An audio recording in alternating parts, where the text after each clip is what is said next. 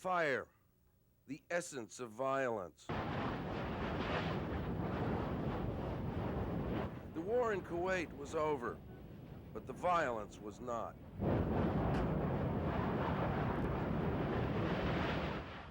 There was Saddam Hussein's departing curse.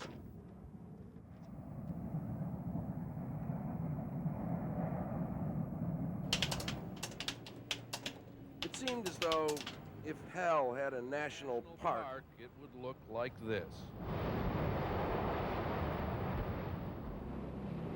It doesn't say much for God's favorite creatures. One man decreed this, but many men methodically carried it out. None forbore asking what good could come of it, let alone what harm.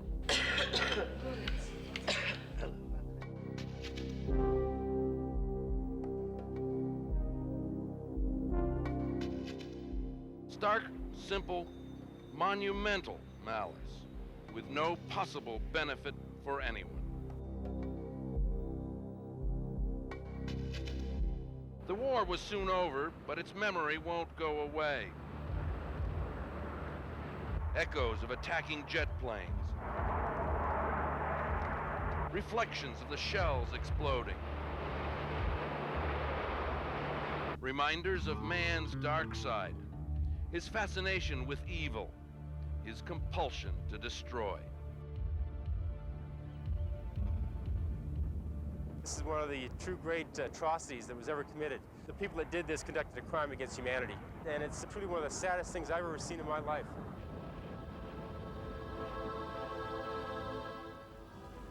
And while the smoke sails off to paint a poisoned stripe across the globe, other men, the human powers, the governments, who mobilized hundreds of thousands to defeat Saddam Hussein, have mobilized a few dozen to defeat Saddam's curse. The natural forces are stupendous. A mile depth of the planet's crust, squeezing oil out of the ground, making man feel his impotence. And those who would pit their puny bodies and their crude machines against this rage of nature have been waiting and waiting for equipment and supplies. Fabricating what they can, working by firelight on lagoons to hold the millions of gallons of water they will need. The oil firefighters are straightforward men with little patience for bureaucracy and politics.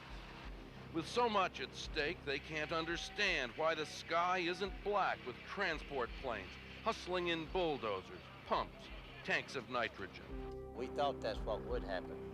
And really, I thought Saudi Arabia, the United States, and Germany would have all the help needed for these countries immediately, but it hadn't happened that way. Until they get enough equipment, enough materials, fire is in charge. $1,000 worth of crude oil a second, a tenth of the world's daily consumption, is going up in smoke or pouring out onto the earth. A latter-day Midas touch. Kuwait is being poisoned by its own wealth.